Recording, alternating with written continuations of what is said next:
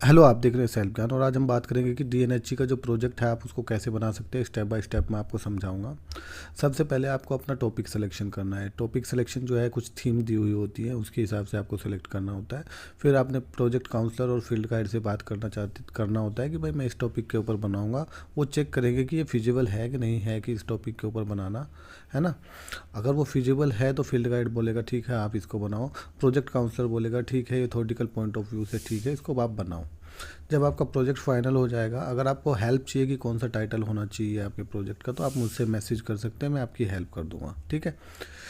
ये होता क्या है कि प्रोजेक्ट काउंसलर और जो फील्ड गाइड है वो आपकी मदद नहीं करते हैं। वो सोचते हैं कि स्टूडेंट हमें परेशान कर रहे हैं, तो आपको अपना सिनॉप्सिस किसी पर्टिकुलर टॉपिक पे बना के लेके जाना है, तभी फील्ड गाइड उस पर साइन करेगा और प्रोजेक्ट काउंसलर उस पर साइन करेगा।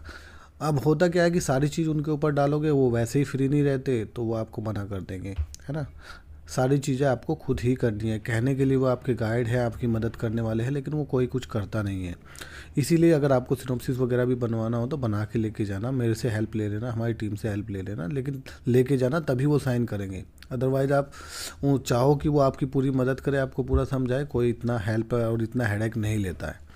तो टॉपिक आपका फाइनल हो गया, फिर आप सिनॉप्सिस बनाओगे। सिनॉप्सिस में आप ये चीज़ें लिखोगे कि इंट्रोडक्शन लिखोगे, उसका बैकग्राउंड लिखोगे, उसका कौन सी प्रॉब्लम है, उसके बाद आप लिटरेचर में क्या क्या पढ़ोगे उससे रिलेटेड, उसके बाद अपना किस तरीके से आप जो है रिसर्च मैथडोलॉजी बनाओगे, सैम्पलिंग कैसे करोगे, एनालिसिस क्या करेंगे, रिग्रेशन एनालिसिस करोगे या कौन सा एनालिसिस से आप कैलकुलेशंस करोगे, वो सारी चीज़ें इसमें लिखेंगी। कहाँ से आप कलेक्ट करोगे डाटा, प्राइमरी डाटा लोगे, सेकेंडरी डाटा और लोगे, ये सारी चीज़ें उसमें आएंगी। तो आपकी सिनॉप्सिस बन गई। सिनॉप्सिस भी यही दोनों पास करेंगे, साइन करेंगे, तो आपका सिनॉप्सिस पास हो जाएगा। फिर आपको मेन प्रोजेक्ट बनाना है। प्रोजेक्ट में भी आपका यही रहेगी कि आपने कौन सा लिटरेचर पढ़ा, उसकी इंट्रोडक्शन उसका कंक्लूजन क्या है। ठीक है। उसके बाद आपने कहाँ कहाँ पे सैम्पलिंग लिया, किस एरिया में लिया, कौन सा प्राइमरी डाटा लिया, कौन सा सेकेंडरी डाटा लिया, वो सारी चीज़ें होने के बाद फिर आप उसमें आपने क्या कैलकुलेशन किया, डाटा एनालिसिस कैसे किया, आपने उसका कंक्लूजन क्या निकला, रिकमेंडेशन क्या निकला, है ना। फ्यूचर में कुछ हो सकता है कि नहीं, इसके अंदर रिसर्च के स्कोप है कि नहीं है ना। ओवरऑल कंक्लूजन क्या निकला, ये सब रिपोर्ट बनने के बाद फिर आपको अपनी फाइनल रिपोर्ट सबमिशन करनी है। तो मैं एक एक करके बताऊंगी कि आपको कहाँ करनी है। सबसे पहले आपने अपनी सिनॉप्सिस बनाई, फिर प्रोजेक्ट काउंसलर और फील्ड गाइड के साइन करा लिए। साइन कराने के बाद आपकी सिनॉप्सिस अप्रूव होगी। तो सिनॉप्सिस अप्रूवल वाला पार्ट कंप्लीट हो गया। उसके बाद आपको अपनी सिनॉप्सिस मार्च अप्रैल से पहले पहले कर लेनी है। अप्रैल और मई में आपको अपना प्रोजेक्ट सबमिट करना है। प्रोजेक्ट सबमिट करोगे तो फिर वो दिसंबर जून एग्ज़ाम के साथ अगस्त में आपका रिजल्ट आ जाएगा। अगर आप टाइम से नहीं करोगे तो आप नेक्स्ट सेशन में चले जाओगे।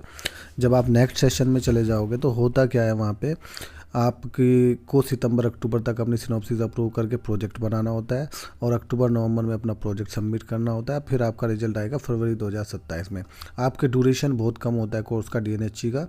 तो आपको तुरंत एडमिशन लेते ही इन चीज़ों को करना है। अगर आपको इसमें कुछ प्रॉब्लम आ रही है तो मुझे मैसेज कर सकते हैं। स्टूडेंट की जो डिग्री होती है इसी वजह से लेट होती है। और अगर आपको भी हेल्प चाहिए सेल्फ ज्ञान की, आप देख सकते हैं कि हमारा अप्रूवल 100% है, सेटिस्फाइड स्टूडेंट है, हाई क्वालिटी की जो है सिनॉप्सिस और प्रोजेक्ट दिए जाते हैं, बनाए जाते हैं। तो आप एक्सपर्ट की हेल्प ले सकते हैं, मुझे मैसेज कर सकते हैं, इस नंबर पर आपको हेल्प प्रोवाइड कर दी जाएगी। ठीक है।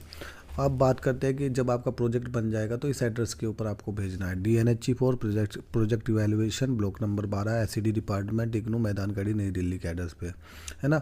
अगर 30 मई से पहले पहले भेज दोगे तो जून के साथ आपका रिजल्ट के साथ एग्ज़ाम आ जाएगा, रिजल्ट आ जाएगा। अगर लेट करोगे तो 30 नवंबर तक भेजोगे तो फिर वो दिसंबर एग्ज़ाम के साथ आपका रिजल्ट आएगा। एक चीज़ की और आपको ध्यान रखना है कि आपको प्रोजेक्ट की फ़ीस भरनी है 300 रुपये। अदरवाइज़ आपकी प्रोजेक्ट जो है वो चेक नहीं हो पाएगा और उसकी रिसिप्ट लगानी है, वो आपको अपने एग्ज़ाम फॉर्म में भरनी है और उसका प्रिंट आउट अपने प्रोजेक्ट में लगाना है। अगर फिर भी कोई इशू आता है तो मुझे इस नंबर पर मैसेज कर सकते हैं। Thank you.